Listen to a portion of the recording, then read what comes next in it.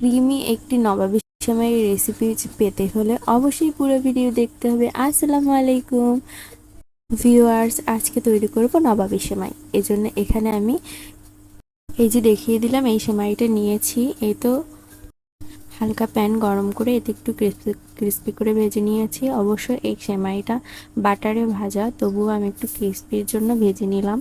এবারে এর মধ্যে দিয়ে দিলাম চিনি আর গুঁড়ো দুধ দিয়ে এবারে হালকা হাতে নেড়েচেড়ে একটু সামান্য ভেজে নেব। হালকা আছে ভাজতে হবে, নয়তো পুড়ে যাবে। এই তো নেড়েচেড়ে ভেজে নিলাম। এবারে ওই একই প্যানে দিয়ে দেব লিকুইড দুধ। এই তো দুধটা দিয়ে দিয়েছি। এবারে হালকা বলক চলে আসলে দুধের মধ্যে দিয়ে দেব আমি গুঁড়ো দুধ। এখানে আমি 3 চা চামচ গুঁড়ো দুধ দিয়ে দিলাম। এই তো সবগুলো উপকরণে এবার ভালোভাবে একটু নেড়েচেড়ে নেব। ভালোভাবে নাড়তে হবে, নয়তো অনেক সময় দেখা যায় গুঁড়ো দুধের দলা পাকিয়ে আসে।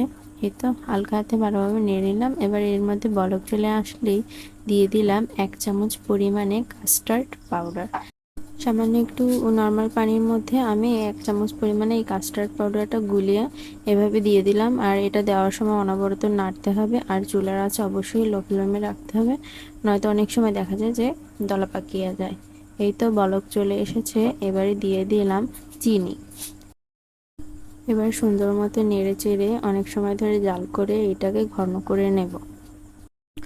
এই তো এই পর্যায়ে নামিয়ে নিলাম। এটি ঠান্ডা হলে আর একটু ঘন হয়ে আসবে, এজন্য। আর এর মধ্যে দিয়ে দেব সামান্য একটু লবণ। মিষ্টি জিনিসে লবণ দিলে এর স্বাদ দ্বিগুণ হয়ে যায়। এই তো হয়ে গেছে। এবার এটাকে নামিয়ে নেব।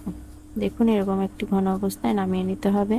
এবার আমি প্লেটে সাজিয়ে নেব। এখানে আগে থেকে ভেজে রাখা সেমাইটা দিয়ে দিলাম।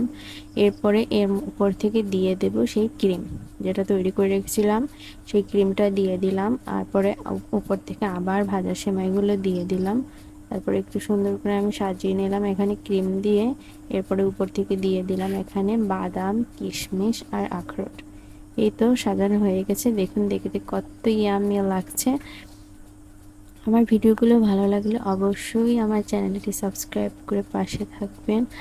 অনেক অনেক ধন্যবাদ পুরো ভিডিওটি দেখার জন্য। রেসিপি নিয়ে কোনো ধরনের প্রশ্ন থাকলে অবশ্যই কমেন্ট সেকশনে জানাবেন।